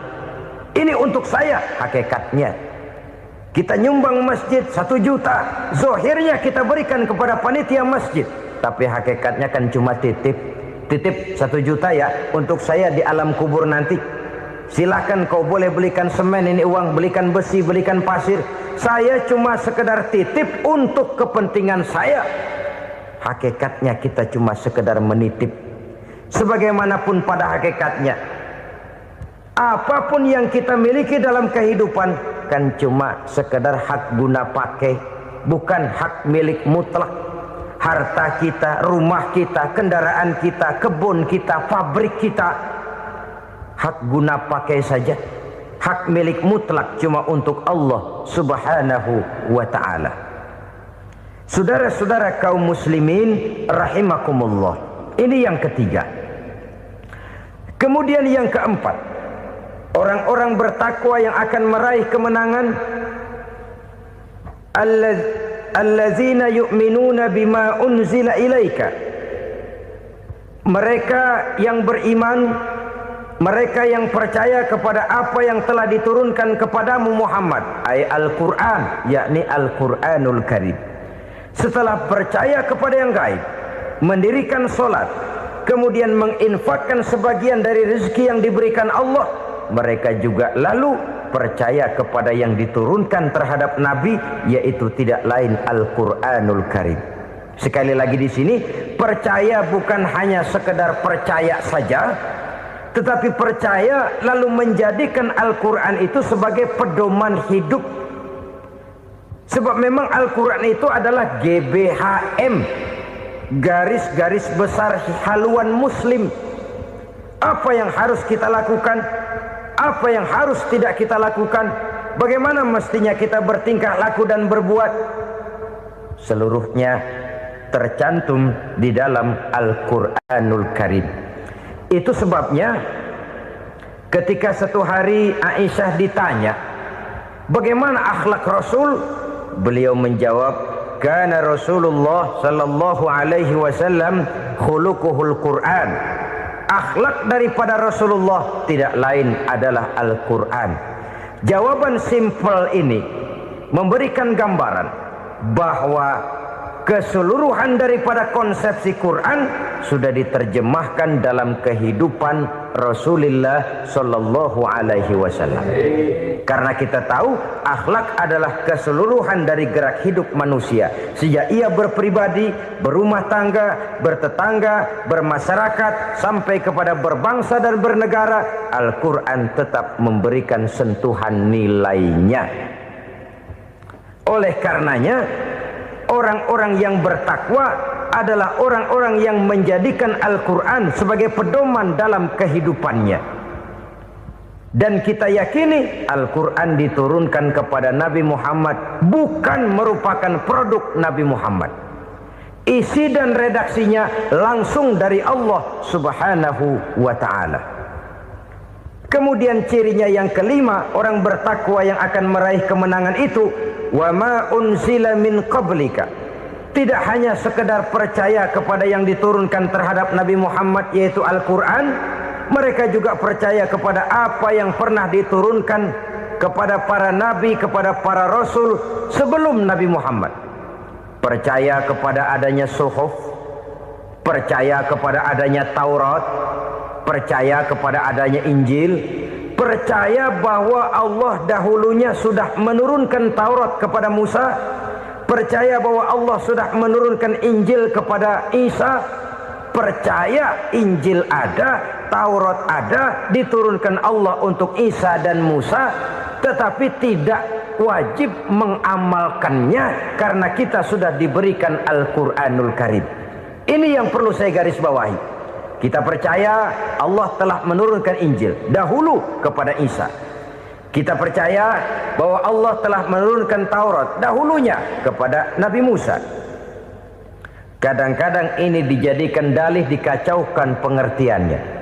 Quran saja mengajarkan bahwa orang yang bertakwa harus percaya kepada Injil, maka pakailah Injil. Apalagi kalau ayat sebelumnya ditilap, dihapus, dihilangkan, Injilnya yang ditekankan, maka akan terjadilah penekanan yang salah arah. Karena salah arah akhirnya bisa merusak dan menghancurkan akidah. Ketika Rasul suatu saat pernah ditanya orang, "Ya Rasul, bagaimana sikap kita sebagai muslim terhadap Injil yang ada sekarang?" Beliau menjawab, "La tukadzibuhu jami'an wa la tusaddiquhu jami'an." Jangan didustakan seluruhnya, jangan juga dibenarkan semuanya. Artinya, ini sudah merupakan gambaran dari Rasul bahwa dalam Injil yang ada sekarang masih ada ajaran-ajaran tauhid yang dibawa oleh Nabi Isa dan diajarkan kepada umatnya. Tapi juga dalam Injil yang sekarang ini sudah terkena intervensi dan investasi manusiawi. Karena itu Rasul menyimpulkan, la tukadzibuhu jami'an wa la tusaddiquhu jami'an. Jangan didustakan semua, jangan dibenarkan seluruhnya. Kita memang percaya Allah telah menurunkan Injil kepada Nabi Isa dulu, tapi kita tidak wajib mengamalkan Injil. Kita percaya Allah telah menurunkan Taurat kepada Nabi Musa, tapi kita tidak wajib mengamalkan kitab ajaran Taurat. Yang wajib kita percayai dan kita amalkan hanyalah Al-Quranul Karim. Kenapa? Oleh karena baik yang ada di dalam Taurat, baik yang ada di dalam Injil, tentu tercakup di dalam Al-Quran sebagai kitab terakhir yang diturunkan oleh Allah Subhanahu wa ta'ala. Dan itu wajar. Kalau seorang pejabat mau mengeluarkan satu keputusan baru, tentu dia harus meninjau keputusan-keputusan lama. Andai kata dianggap tidak berlaku, dianggap tidak relevan lagi, maka keputusan-keputusan lama itu tentu sudah dianggap tidak berlaku. Sebagian daripada aturan-aturan dalam keputusan lama yang masih dianggap relevan tercantum dalam keputusan baru yang wajib diamalkan. Begitulah hubungannya antara Al-Quran, Taurat, Zabur, dan Injil. 4 kitab samawi yang diturunkan Allah masing-masing kepada Zabur untuk Nabi Daud, Taurat untuk Nabi Musa, dan Injil untuk Nabi Isa alaihi wassalatu wassalam. Ketiga-tiga kitab itu kita percayai adanya, Kita yakini Allah telah menurunkan Zabur, Taurat dan Injil, tapi kita tidak wajib mengamalkannya. Yang wajib kita mengamalkannya sekarang ini tidak lain hanyalah Al-Quranul Karim saja, karena ia mencakup apa yang ada di dalam Zabur, apa yang ada di dalam Taurat, dan apa yang ada di dalam Injil. Keotentikannya bisa dipertanggungjawabkan. Ya, tapi kan Nabi Muhammad sudah mati 14 abad yang lalu, dan di zaman beliau Al-Quran kan belum dikodifikasikan, belum ditulis. Bagaimana keotentikannya bisa dipertanggungjawabkan? Mudah saja. Allah berjanji, inna nahnu nazzalna dzikra wa inna lahu lahafizun. Kami yang menurunkan Al-Quran dan kami yang akan menjaga dan memeliharanya. Allah turunkan Quran, Allah menjaganya. Bagaimana cara Allah menjaga Al-Quran itu? Banyaknya orang-orang yang hafaz Al-Quran. Hafaz Al-Quran 30 juz, 114 surah, 6.666 ayat. Sehingga jangankan satu kata, jangankan satu ayat, satu kalimat saja berubah, sudah akan timbul reaksi dan mudah dimengerti. Kenapa? Banyak orang-orang yang hafaz Al-Quran. Sedangkan pada setiap akhir tahun biasanya malaikat Jibril selalu mengadakan checking terhadap ayat-ayat yang diturunkan pada waktu itu. Di zaman Nabi sendiri sudah ada usaha kodifikasi. Dan yang lebih luar biasa lagi, sampai hari ini tidak seorang pun mampu membuat satu ayat saja semacam Al-Quran. Ke bahasa manapun dia diterjemahkan, naskah aslinya tetap ikut, rujukan dasarnya tetap ada. Berdasarkan itu maka tidak mungkin terjadi penyelewengan terhadap atau pemalsuan terhadap ayat-ayat Al-Quranul Karim. Kesuciannya, keotentikannya, kemurniannya bisa dipertanggungjawabkan. Ma'asyiral muslimin rahimakumullah. Oleh karenanya, konsepsi dasar daripada ajaran Islam ini memang tidak lain adalah Al-Quran dan Sunnah. Isi daripada agama Islam yang merupakan iman, Islam dan ihsan, konsepsi dasarnya tidak lain adalah Al-Quran dan Sunnah Rasulullah Sallallahu Alaihi Wasallam. Maka yang kita perlukan sekarang ini adalah terjemahan Al-Quran di dalam kehidupan kita. Dengan demikian, maka gaya kehidupan yang lebih Qurani itulah yang kita dambakan. Kita perlu memang terjemahan Quran dalam bahasa Inggris, dalam bahasa Belanda, dalam bahasa Jepang, tapi yang lebih kita perlukan adalah terjemahan Quran di dalam kehidupan kita. Konsekuen, tidak memanipulasi, ringan sama kita jinjing, berat sama kita pikul. Jangan kalau lempengan ayat Quran tuh kira-kira enak diamalin, keras teriakan kita. Giliran kira-kira ayat Quran itu mukul kepala kita sendiri, diam kita. Itu ciri yang pernah disindir Allah dalam awal-awal Baqarah juga. Ciri beragamanya orang yang munafik. Kullama adha'a lahum masyawfi, kata Allah. Wa iza azlama alaihim qamu. Apabila terang mereka jalan, apabila gelap mereka berhenti. Artinya, kalau kira-kira di Islam nguntungin, rame-rame pada teriak Islam. Tapi ketika diminta untuk berjuang, ketika dituntut untuk berkorban, rame-rame mengundurkan diri. Nasib agama tidak ubahnya seperti daun pisang yang dikait orang di tepi jalan lantaran tak berpayung di ketika hari hujan. Manakala hujan usailah sudah, daun itu pun dicampakkan di tepi jalan, diinjak pula orang nan lalu. Artinya orang menjadikan agama cuma sebagai lipstick, decoration only, tidak konsekuen. Hanya pada saat-saat kelihatannya Islam membawa keuntungan, rame-rame orang teriak-teriak tentang Islam. Tapi jikalau diminta berjuang, jikalau dituntut untuk berkorban, biasanya rame-rame juga mengundurkan diri. Jangan heran kalau mayoritas hitungan kita, tapi minoritas peranan kita. Kuantitas kita dalam jumlah, tapi dalam kualitas kita lebih sering jadi penonton daripada jadi pemain. Padahal itu sangat tidak boleh terjadi. Umat Islam di Indonesia harus bangkit. Umat Islam di Indonesia harus sadar akan keberadaannya. Tidak boleh hanya jadi penonton berpangku tangan, karena memang agama kita juga mengajarkan untuk konsekuen di dalam menjabarkan ajaran-ajaran daripada agama kita. Kita sering jatuh menjadi umat yang lemah oleh karena kita ini tidak pandai menggalang kebersamaan yang diakibatkan tidak konsekuennya kita. Diistilahkan bahwa umat Islam di dalam menggalang kebersamaannya itu harus seperti orang main sepak bola. Saudara-saudara kan tahu orang main sepak bola itu. Orang main sepak bola, kalau pertandingan belum dimulai sih silakan saja kumpul di luar lapangan, atur strategi yang baik. Tapi kalau pertandingan sudah dimulai, turun ke lapangan hijau, jangan kumpul terus. Ada sepak bola gotong royong, mundur-mundur rame-rame, depan ke depan kumpul melulu mainnya. Kalah. Orang main sepak bola itu ya harus ada penyerang tengah, harus ada penjaga gawang, harus ada strikernya, harus ada kiri luarnya, kanan dalamnya yang jadi backnya. Posisi boleh bermacam-macam, tapi yang penting saling ngoper untuk menggolkan gawang lawan. Begitulah umat Islam ini. Boleh ada yang jadi pejabat, boleh ada yang jadi pengusaha, boleh ada yang jadi petani, silakan ada yang jadi seniman, ada yang jadi penyair, ada yang jadi artis sekalipun. Tapi kalau sudah berhasil menguasai bola, jangan lupa operannya. Operan itu yang langka. Kita ini muslim kadang-kadang kalau sudah memegang menguasai bola, kalau belum mau mampus, belum mau ngoper.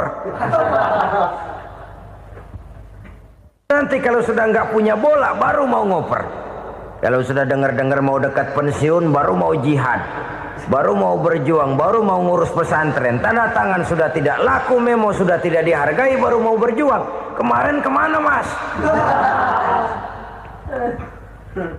Kita tidak pandai memanfaatkan posisi. Dengan kata lain, kalau kembali kepada persoalan kita, konsekuensi kita terhadap agama yang kita anut ini belum ideal.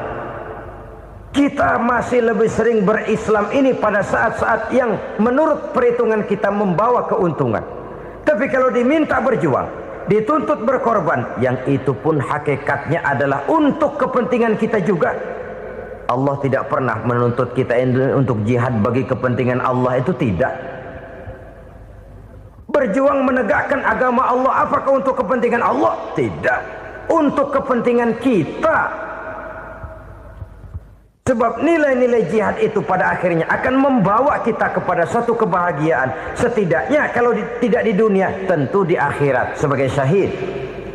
Oleh karena itu, pada bagian akhir ini saya ingin mengajak, marilah kita konsekuen. Sekali kita berkitabkan Al-Quranul Karim, mari dia kita jadikan pedoman.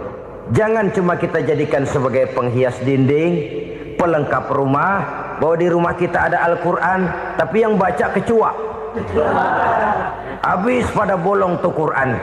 Yang penting kan punya Quran. Ditaruh di pintu rumah. Biar apa? Biar kuntilanak kagak masuk katanya.